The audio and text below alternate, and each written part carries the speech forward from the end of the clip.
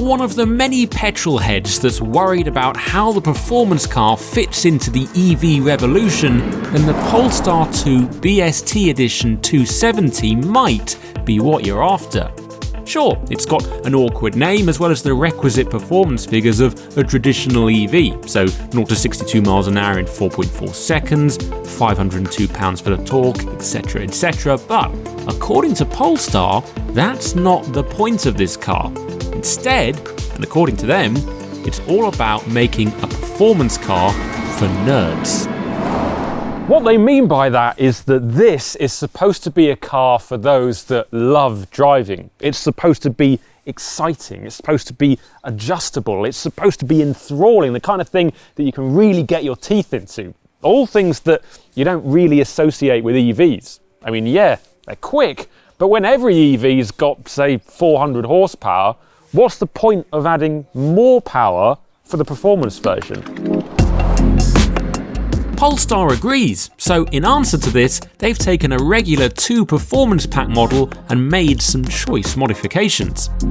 Visual tweaks include 21-inch alloy wheels inspired by those on the Polestar 1, a great big stripe down the middle, black mirror covers and a unique battleship grey satin body wrap that's available for an extra cost. More importantly though, the ride height has been lowered by 25mm and a front strut bar has been added to increase rigidity. What's more, compared with the regular 2 performance pack, the Öhlins dampers on the BST Edition 270 get 20% stiffer springs, stiffer damper valving, and a hose-mounted gas reservoir in the front that allows for individual compression adjustment. The benefits of the latter are better fine-tuning, as well as improved damper responses and the ability to operate at lower gas pressure, both helping comfort and handling. What's more, having the adjusters positioned under the bonnet not only looks really cool, but it's also more accessible. Question is, how does it affect the drive? So as you can probably see from the raindrops on the window, it's started to rain here in Spain. Typical, we brought all the British weather with us, and the B-roll shots will likely be in lovely sunshine. But I think it helps with what I want to find out, which is, can an EV, can an electric car be fun and enjoyable on track when you take away the performance? Because of course, this is ballistically fast. I mean, 4.2 seconds to 62 miles an hour. But Polestar says that's not the point of this car. It's about more than that. And that's quite an unusual approach to take with EVs, because usually it's all about impressing us with 0 to 62 mile an hour times, the power figures, but that kind of gets a bit old. What I really want to know is, can it be fun in other ways, despite how much it weighs, which is of course quite a lot. The dampers themselves go from level 1 to level 22. 22 is the softest that you can get, and level 1 is the firmest. This morning when it was dry and on road, we had it on 777, which is as the car comes and the setup that Polestar recommends as standard. But then we started to play around and move things. But now, because it's raining and the track is wet, we've settled on a softer setup, which is 10, 10, 10.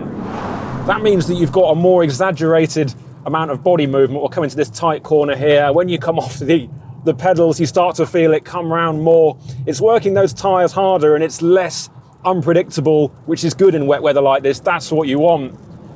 But when it comes to driving an EV on track, it's quite a strange sensation, because especially when you're coming onto the power out of a corner, you've usually got that engine noise, and the way that it builds up and the way that the revs rise, that gives you an idea of where you are with your throttle position and how the car is putting its power down. With this, you don't have that interaction. You just put your foot down, and then the first that you feel that maybe it's a bit too much is when you get push at the front end, like I'm getting in this. So I'm coming into a corner on the brakes, Brembo brakes, which by the way are excellent, and then coming out of the corner, because most of the power's been sent to the back and the front is lifting up a little bit, you're getting that understeer coming out of the corner. Now, you get that of course in petrol cars, but it's a bit more predictable. You can feel it happening more. In this, yeah, it feels a bit more binary, a bit more digital. As I mentioned before, the brakes have got lovely feel. Coming out of this banked corner here, that's when you start to feel the front end just getting overwhelmed. and where it's on a softer setting, that certainly helps. It deals with the compressions really nicely. It's got a nice smooth movement. I mean, this is a very, very smooth track, actually. There's a lot of tracks which are much, much bumpier. Then coming into the hard braking zone here, flick it in.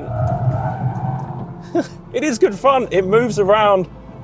And I think that's certainly helped by the softer settings, and it does exaggerate it. You can feel it. Okay, we're nearing the end of the time on track with the car now, so let's go for a reasonably quick lap. Turn it in. It's still slippy, but the all-wheel drive system is so effective.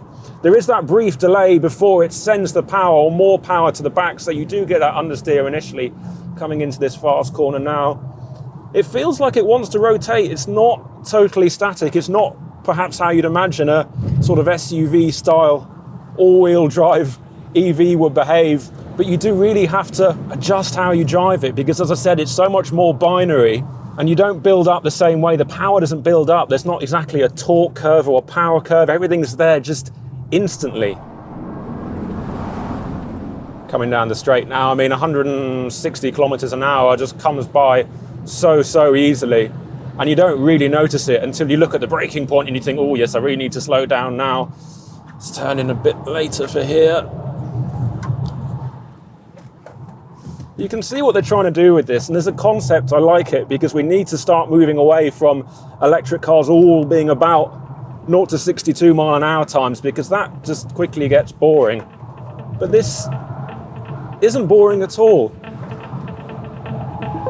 I think Polestar could be onto something. It's just a shame that by the time you see this review, probably most of the cars, or maybe even all of the cars, are going to be spoken for. Who knows? But as a concept, I think it works.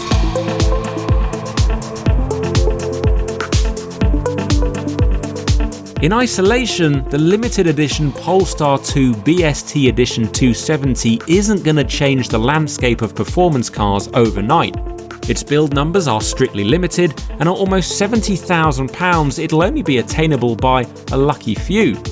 However, as the EV power race spirals out of control, Polestar's mission to look beyond power and 0 to 62 mile an hour figures needs to be commended. Being able to adjust the handling characteristics by getting out of the car and turning a dial brings a tangible, physical element to the driving experience at a time when preset drive modes on a touchscreen threaten to take that away. Sure, it's not perfect, but the idea is promising and worth pursuing if we want to ensure that the joy of a fast car comes down to just more than numbers on an online configurator.